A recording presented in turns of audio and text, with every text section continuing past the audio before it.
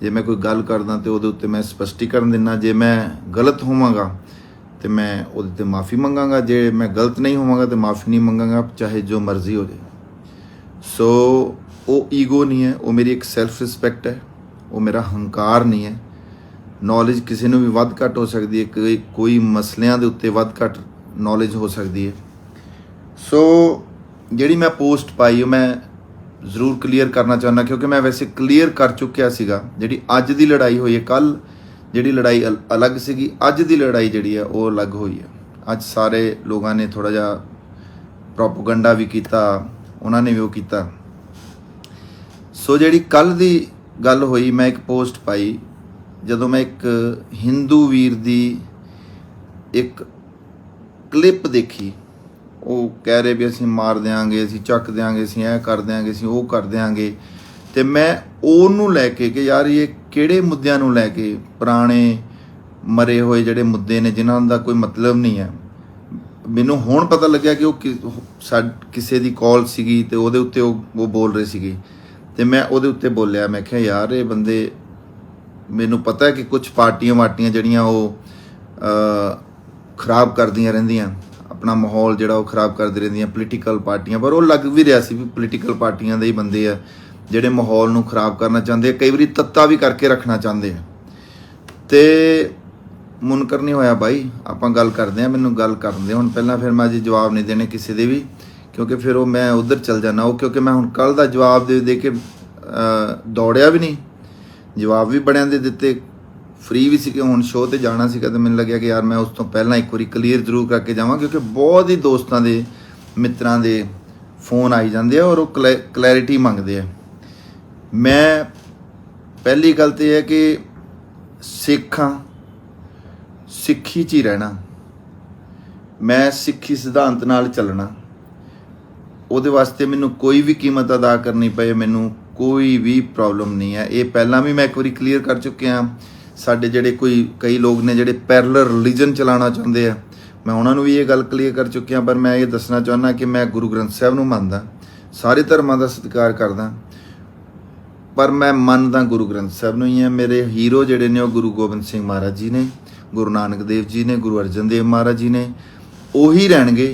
होर हो सकदा उस तो अगे कोई होर लोग आउण, पर मैं शायद ना उन्हां नूं ना मन्ना। मैं ये गल जरूर, और व्यक्ति विशेष वास्ते मैं कोई किसी की गल नहीं की। जदों मैं अमरदीप जी उन्होंने लिखा भी क्लीयर कर भी तेरा मतलब की है, तो मैं उन्होंने लिखा थले जवाब कि मेरा मतलब है कि हिंदू सिख मुसलमानों के जिहड़े मसले आ, लड़ाई वाले मसले आ, वो मर चुके हैं, उन्हां दे उत्ते कोई गल करन दी लोड़ नहीं है। दूसरा, उन्होंने फिर वो सारी लड़ाई ख़त्म हो गई, उन्होंने वो पोस्ट डिलीट की। मैं पूरा क्लीयर कर चुका सी, पूरी रात मैं ला के एक भी बंदे नूं, जदों कोई कलाकार जां कोई लोग जिहड़े आ वो ये कहंदे आ कि जे कलाकार जां दूसरे लोग जिहड़े जवाब नहीं दिंदे, मैं जवाब दिते, सारिਆਂ ਦੇ जवाब दिते। सारी रात मैनूं बहुत सारे लोगों ने कहा कि जवाब ना दे, तो मैं कहा भी नहीं मैं जवाब हर बंदे का जवाब देना, मैं गालां नहीं कढ़नियां। कुछ बंदिਆਂ ਨੂੰ ਹੁਣ भी ट्विटर ਤੇ मेरी ਕਿਸੇ ਬੰਦੇ ਨਾਲ ਗੱਲ ਚੱਲ ਰਹੀ ਸੀ, ਉਹਨੇ ਦਸਤਾਰ ਸਜਾਈ ਹੋਈ ਸੀ। ਮੈਂ ਉਹਨੂੰ ਕਿਹਾ, ਉਹ ਮੈਨੂੰ ਗਾਲਾਂ ਕੱਢ ਰਹੇ ਸੀ ਭੈਣਾਂ ਦੀਆਂ, ਮਾਵਾਂ ਦੀਆਂ। ਮੈਂ ਉਹਨੂੰ ਕਿਹਾ ਵੀਰੇ ਤੂੰ ਕਿਉਂਕਿ ਗੁਰੂ ਦੀ ਦਸਤਾਰ ਸਜਾਈ ਹੈ ਤੇ ਮੈਂ ਗਾਲ ਨਹੀਂ ਕੱਢ ਸਕਦਾ, ਮੈਂ ਤੈਨੂੰ ਗਾਲ ਨਹੀਂ ਕੱਢਣੀ, ਕਿਉਂਕਿ ਟਵਿੱਟਰ ਤੇ ਵੀ ਧੀਆਂ ਭੈਣਾਂ ਸਾਰੇ ਲੋਕ ਜਿਹੜੇ ਆ ਉਹ ਦੇਖਦੇ ਰਹਿੰਦੇ ਆ।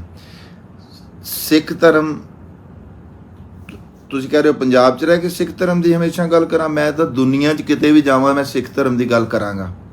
ਮੈਂ ਤੁਹਾਨੂੰ 2-3 ਐਗਜ਼ਾਮਪਲਸ ਦੇਣੀਆਂ ਚਾਹੁੰਦਾ कि मैं किते भी गया। मैं सतगुरु जग्गी महाराज दे गया शिवरात्रि ते प्रोग्राम करने वास्ते, क्योंकि मैं नैशनल दे प्रोग्राम करता रहना। मैनू उन्होंने सिर्फ गुरबाणी करके बुलाया, मैं गुरबाणी दे नाल शुरू किया। होर कई ऐसियां परंपरावां दे विच मैं गया जिथे वो कहंदे सी गुरबाणी नहीं गाणी, मैं जबरदस्ती मैं कहा जी मैं इत्थे तो हुण गुरबाणी गावांगा जी, मैं गुरबाणी गा के फिर उस तो बाद कोई होर गाना गावांगा, मैं गुरबाणी गावांगा। और मैं एक ओंकार सतनाम करता पुरख निरभव निर्वैर अकाल मूरत अजूनी साहब गुरप्रसाद तो शुरू करके मैं 5 पौड़ियाँ पढ़ियाँ। मैं उस संप्रदावां का नाम नहीं लवांगा और उन्होंने सैक्ट का नाम नहीं लवांगा। मैं उत्थे गुरबाणी दियां लाइनां पढ़ के, गुरबाणी दी 5 पौड़ियाँ पढ़ के फिर मैं ਦੋ ਸ਼ਬਦ ਹੋਰ ਪੜ੍ਹ ਕੇ ਜ਼ਬਰਦਸਤੀ ਮੈਨੂੰ ਸਗੋਂ ਬਾਅਦ ਚ ਲੱਗਿਆ ਕਿ ਮੈਂ ਥੋੜੀ ਕੱਟੜਪੰਥੀ ਕੀਤੀ ਹੈ। ਕਲੀਨੋਥੌਨ ਦੇ ਵਿੱਚ ਜਿੱਥੇ ਪ੍ਰੋਨਾ ਰਾਏ ਜੀ ਔਰ ਅਮਿਤਾਭ ਬੱਚਨ ਜੀ ਉਹ ਸ਼ੋਅ ਕਰ ਰਹੇ ਸੀਗੇ। ਕਲੀਨੋਥੌਨ ਇੱਕ ਪ੍ਰੋਗਰਾਮ NDTV ਦਾ ਹੁੰਦਾ ਜਿਹਦੇ ਵਿੱਚ ਗੁਰੂ ਨਾਨਕ ਸਾਹਿਬ ਦਾ ਉਦੋਂ 500 ਸਾਲਾ ਮਨਾਇਆ ਜਾ ਰਿਹਾ ਸੀਗਾ। ਤੇ ਉਹ ਮੈਨੂੰ ਕਹਿਣ ਲੱਗੇ, ਮੈਂ ਕਿਹਾ ਜੀ ਉਹ ਕਹਿੰਦੇ ਅਸੀਂ ਇਨਵਾਇਰਨਮੈਂਟ ਦੇ ਉੱਪਰ ਇਹ ਪ੍ਰੋਗਰਾਮ ਹੈ। ਮੈਂ ਕਿਹਾ ਜੀ ਇਨਵਾਇਰਨਮੈਂਟ ਗੁਰੂ ਨਾਨਕ ਸਾਹਿਬ ਤੋਂ ਬੜਾ ਕੋਈ ਨਹੀਂ ਹੈ ਤੇ ਮੈਂ ਗੁਰੂ ਨਾਨਕ ਸਾਹਿਬ ਦੀ ਬਾਣੀ ਪੜ੍ਹਨੀ ਹੈ ਇੱਥੇ। ਪਵਨ ਗੁਰੂ ਪਾਣੀ ਪਿਤਾ ਮਾਤਾ ਧਰਤ ਮਾਤ। ਮੈਂ ਦੱਸਣਾ ਪੈ ਰਿਹਾ, ਮੈਨੂੰ ਸ਼ਰਮ ਆ ਰਹੀ ਕਿ ਮੈਨੂੰ ਦੱਸਣਾ ਪੈ ਰਿਹਾ ਇਹ ਗੱਲ, ਕਿਉਂਕਿ ਮੈਨੂੰ ਫਿਰ ਇਹ ਕਈ ਵਾਰੀ ਆਪਾਂ ਕਲੀਅਰ ਨਹੀਂ ਕਰਦੇ, ਮੈਂ ਵੀ ਆਪਣੇ ਅੰਦਰ ਹੀ ਰੱਖਦਾ। ਮੈਨੂੰ ਲੱਗਦਾ ਇਹ ਗੱਲਾਂ ਮੇਰੇ ਵਾਸਤੇ ਨੇ, ਕਿਸੇ ਵਾਸਤੇ ਨਹੀਂ ਹੈ। ਪਰ ਚਲੋ ਕੁਝ ਦੋਸਤਾਂ ਨੂੰ ਇਦਾਂ ਲੱਗਿਆ, ਕੁਝ ਵੀਰਾਂ ਨੂੰ ਇਦਾਂ ਲੱਗਿਆ ਵੀ ਮੈਂ ਉਹ ਤੋਂ ਦੌੜ ਰਿਹਾ, ਤਾਂ ਕਰਕੇ ਮੈਂ ਇਹ ਗੱਲ ਕਲੀਅਰ ਕਰ ਰਿਹਾ। ਤਾਂ ਮੈਂ ਉੱਥੇ ਸੰਤ ਵੀ ਸੀਗੇ, ਰਿਸ਼ੀਕੇਸ਼ ਤੋਂ ਬਹੁਤ ਸੰਤ ਆਏ ਹੋਏ ਸੀ। ਬ੍ਰਹਮ ਕੁਮਾਰੀ ਜੀ ਜਿਹੜੇ ਹੈਗੇ ਆ ਉਹ ਸ਼ਿਵਾਨੀ ਉੱਥੇ ਸੀਗੇ, ਗਟਕੜੀ ਸੀ, ਅਮਿਤਾਭ ਬੱਚਨ ਸੀ, ਹੋਰ 2-3 ਲੋਕ ਸੀਗੇ ਜਿਨ੍ਹਾਂ ਦੇ ਵਿੱਚ ਖੜੇ ਹੋ ਕੇ ਮੈਂ ਕਿਹਾ ਜੀ ਮੈਨੇ ਗੁਰਬਾਣੀ ਹੀ ਗਾਣੀ ਹੈ। ਤਾਂ ਮੈਨੂੰ ਯਾਦ ਹੈ ਉਸ ਤੋਂ ਬਾਅਦ ਜਦੋਂ ਮੈਂ ਪੂਰੀ ਗੁਰਬਾਣੀ ਜਿੰਨੀ ਮੈਂ ਗਾ ਸਕਦਾ ਸੀ ਮੈਂ ਗਾ ਕੇ ਜਦੋਂ ਪਿੱਛੇ ਗਿਆ ਤੇ ਮੈਨੂੰ ਪ੍ਰੋਨਾ ਰਾਏ, ਮੈਂ ਅਮਿਤਾਭ ਜੀ ਖੜੇ ਸੀਗੇ। ਪ੍ਰੋਨਾ राय ने मैंने कहा कि आप कहते हो कि ये वाले लोग जो हैं RSS बहुत कट्टर है, ये वाले लोग बहुत कट्टर हैं, आपको नहीं लगता कि आप सबसे ज़्यादा कट्टर हो कि आपने अपनी जगह से आप हिले नहीं। तो मैं कहा जी मैं आइडियोलॉजी के उपर गल की है, मैं आइडियोलॉजी के उपर गल कर रहा, मैं आइडियोलॉजी तो विचारधारा तो इलावा गल नहीं कर रहा। सो मेरिया ये बहुत सारी एग्जाम्पल है, कभी आप बैठांगे तो ये उत्ते गल करांगे। जिमें दूसरी गल, मैं किसी व्यक्ति विशेष वास्ते कोई गल नहीं की। जो मैं अमरदीप उन्हों का जवाब दिता कि मैं गुरु गोबिंद सिंह जी को मानता, मैं किसी उन्होंने तो बाद किसी को हीरो नहीं मानता। तो कई लोगों ने कहा कि यार ये तू दीप सिद्धू की गल कर रहा है, दीप सिद्धू तो मेरे चित्त ख्याल च ही नहीं यार। और दूसरा, कित्थे गुरु गोबिंद सिंह महाराज जी की मैं गल कर रहा तो मैं दीप सिद्धू को क्यों हीरो मनूंगा यार, है ना। ਉਹਦੇ ਆਪਣੇ ਵਿਚਾਰ ਹੋ ਸਕਦੇ ਆ, ਉਹਦੇ ਆਪਣੇ ਇੱਕ ਸਿਧਾਂਤ ਹੋ ਸਕਦਾ, ਪਰ ਮੈਂ ਮੰਨਦਾ ਹੀ ਗੁਰੂ ਸਾਹਿਬ ਦੀ ਗੱਲਬਾਤ, ਮੈਂ ਉਹਨਾਂ ਦੇ ਸਿਧਾਂਤ ਨੂੰ ਮੰਨਦਾ। ਮੈਨੂੰ ਉਹਨਾਂ ਤੋਂ ਵੱਡਾ ਵਿਦਵਾਨ ਕੋਈ ਲੱਗਦਾ ਹੀ ਨਹੀਂ ਹੈ, ਮੈਨੂੰ ਬੋਲਣ 'ਚ ਵੀ ਕੋਈ ਨਹੀਂ ਲੱਗਦਾ। ਮੈਂ ਜਦੋਂ ਉਹਨਾਂ ਦੀ ਚੀਜ਼ ਨੂੰ ਸੁਣਦਾ ਪੜ੍ਹਦਾ ਹਾਂ ਤੇ ਮੈਨੂੰ ਲੱਗਦਾ ਕਿ ਮੈਂ ਇਹਨਾਂ ਤੋਂ ਵੱਡਾ ਕੋਈ ਬੰਦਾ ਹੈ ਹੀ ਨਹੀਂ ਹੈ। ਸੋ ਬਾਕੀ ਜਿਹੜੇ ਹੁਣ ਹਿੰਦੂ ਵੀਰ ਵੀ ਹੈ, ਜਿਹੜੇ ਵੀ ਇਹਦੇ ਉੱਤੇ ਇੱਕ ਦੋ ਬੰਦੇ ਸਿਰਫ ਹੁਣ ਐਵੇਂ ਹੀ ਗਾਲਾਂ ਕੱਢੀ ਜਾਂਦੇ ਆ ਨਾ, इदा करो मेरे वीर, तुसी दस्तारां बन्नियां फिर तुहानूं जवाब नहीं दे सकते यार इस गल दे उत्ते, तुसी इस गल दी कदर क्यों नहीं करते, तुसी इस गल दी इज्जत क्यों नहीं करते। KPS गिल दी तुसी गल फड़ ली कुछ बंदियां ने, वो मैनूं पता कि वो IT सैल ने, आई नो कि वो IT सैल ने। वो IT सैल जिहड़े साडे लोकां नूं लड़ाउंदे है, वो थोड़ियां चीज़ां उन्हां दीयां आईडियां तुसी देखोगे, उन्हां दी प्रोफाइल लॉक हुंदी है, उन्हां दा कोई फ्रेंड नहीं हुंदा, कोई कुछ नहीं हुंदा। तुसी इन्हां चीज़ां नूं ते थोड़ा जिहा समझण ਦੀ कोशिश करो वीरो मेरे दोस्तों। ਉਹਨੂੰ ਤੇ ਤੁਸੀਂ ਸਮਝਣ ਦੀ ਕੋਸ਼ਿਸ਼ ਕਰੋ ਕਿ ਉਹ IT ਹੈ, ਉਹ ਲੜਾਉਂਦੇ ਆ ਲੋਕਾਂ ਨੂੰ, ਉਹ ਪਾਰਟੀਆਂ ਦੀ ਹੈ। ਮੈਂ ਕਿਸੇ ਪਾਰਟੀ ਦਾ ਨਾਮ ਨਹੀਂ ਲਵਾਂਗਾ, ਪਰ ਤੁਸੀਂ ਲਿਖ ਸਕਦੇ ਹੋ ਉਹਦੇ ਵਿੱਚ ਉਹ ਪਾਰਟੀਆਂ ਨੇ, ਉਹ ਪਾਰਟੀਆਂ ਦੇ ਲਿਖ ਨੇ, ਉਹਦੇ ਵਿੱਚ ਹੀ ਉਹ ਦਸਤਾਰਾਂ ਵਾਲੀਆਂ ਆਈਡੀਆਂ ਨੇ। ਸਾਨੂੰ ਤਾਂ ਪਤਾ ਨਹੀਂ ਨਾ ਵੀ ਉਹ ਦਸਤਾਰਾਂ ਵਾਲੇ ਬੰਦੇ ਕੌਣ ਨੇ। ਉਹਦੇ ਵਿੱਚ ਹੀ ਕੁੜੀਆਂ ਜਦੋਂ ਗਾਲਾਂ ਕੱਢਦੀਆਂ ਤੇ ਉਹ ਬੰਦੇ ਹੀ ਲਿਖ ਰਹੇ ਹੁੰਦੇ ਆ, ਬੰਦਿਆਂ ਵਾਲੀਆਂ ਗਾਲਾਂ ਹੁੰਦੀਆਂ, ਪਰ IT ਜਿਹੜੀ ਉਹ ਕੁੜੀਆਂ ਦੀ ਹੁੰਦੀ ਹੈ, ਉਹ IT ਸੈੱਲ ਹੁੰਦਾ। ਉਹ ਸਾਨੂੰ ਲੜਾਉਂਦਾ ਆਪਸ ਵਿੱਚ, ਉਹਨੂੰ ਲੱਗਦਾ ਕਿ ਮੁੱਦਾ ਭਖਿਆ, ਇਹਨਾਂ ਨੂੰ ਆਪਸ ਵਿੱਚ ਲੜਾਓ ਔਰ ਮੁੱਦੇ ਭਟਕਾ ਕੇ ਪੰਜਾਬ ਵੱਲ ਧਿਆਨ ਨਾ ਜਾਣ ਦਿਓ। ਜਿਹੜੇ ਵੀ ਬੰਦੇ ਕਹਿੰਦੇ ਆ KPS ਗਿੱਲ ਦੀ ਗੱਲ ਕਰਦੇ, KPS ਗਿੱਲ ਮੇਰੀ ਨਜ਼ਰ ਵਿੱਚ ਇੱਕ ਸੀ। ਮੈਂ ਚਲੋ ਬਹੁਤ ਗਾਲਾਂ ਨਹੀਂ ਕੱਢ ਸਕਦਾ ਕਿਉਂਕਿ ਲਾਈਵ ਆ, ਬਹੁਤ ਸਾਰੇ ਲੋਕ ਸੁਣ ਰਹੇ ਆ, ਪਰ ਕਦੀ ਕੋਈ ਬੈਠੇਗਾ ਤੇ ਮੈਂ ਉਹਨੂੰ ਜ਼ਰੂਰ ਦੱਸਾਂਗਾ ਕਿ ਉਸ ਬੰਦੇ ਨੇ ਮੇਰੇ ਨਾਲ ਦੇ ਕਿੰਨੇ ਬੰਦੇ ਮਾਰੇ ਆ। ਔਰ ਜਿਹੜੀ ਮੈਂ ਕਲਿੱਪ ਪਾਈ, ਜਿਹੜੀ ਕਲਿੱਪ ਲੋਕੀ ਅੱਜ ਉਹਨੂੰ ਨਸ਼ਰ ਕਰ ਰਹੇ ਆ ਵੀ कि मैं कह रहा कि मुझे KPS गिल को गज़लें सुनानी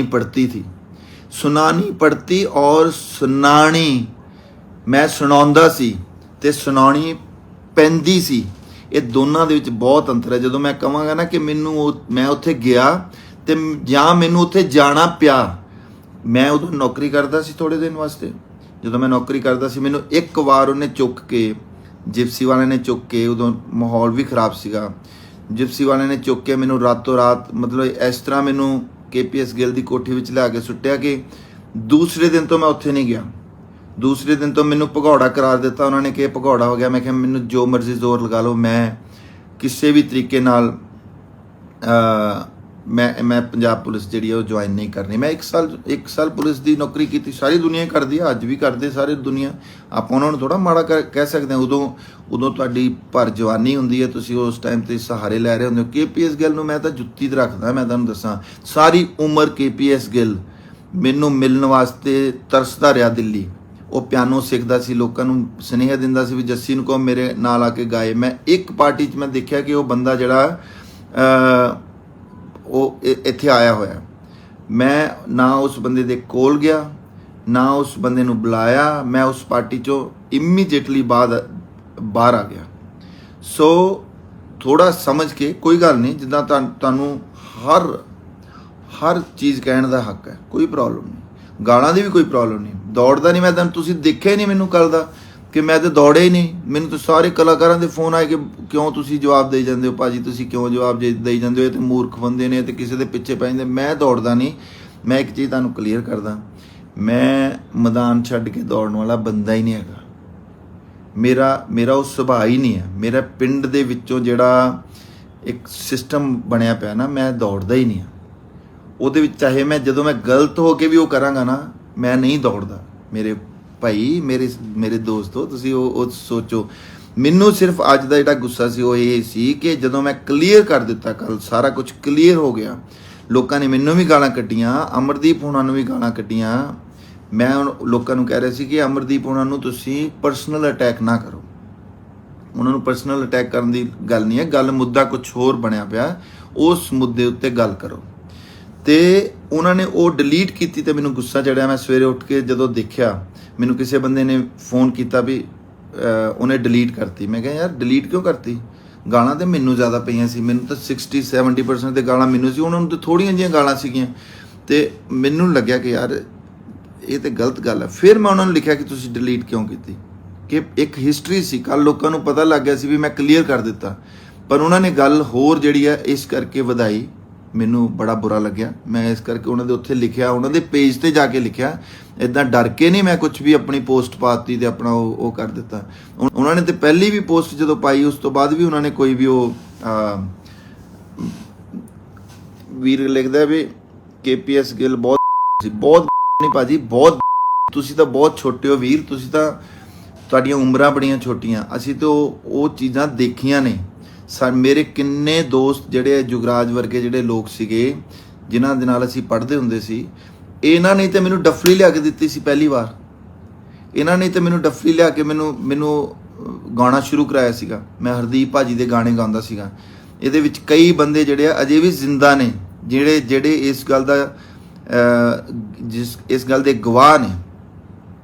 ਸੋ ਮੈਂ ਤੁਹਾਨੂੰ ਇਹ ਗੱਲ ਕਲੀਅਰ ਕਰਨਾ ਚਾਹੁੰਦਾ, ਐਵੇਂ ਨਾ ਚੱਕ ਕੇ ਤੁਸੀਂ KPS ਗਿੱਲ ਦੀ ਗੱਲ ਕਰਦਿਆ ਕਰੋ ਬਿਨਾਂ ਗੱਲ ਤੋਂ। ਮੈਂ ਕਿਹਾ, ਉਹਨੇ ਕਿਹਾ ਵੀ आपको निकाला गया? मैं क्या हाँ, समझ लो कि निकाला गया था, क्योंकि KPS गिल को हमें सारी रात जो है वो गज़लें सुनानी पड़ती थी।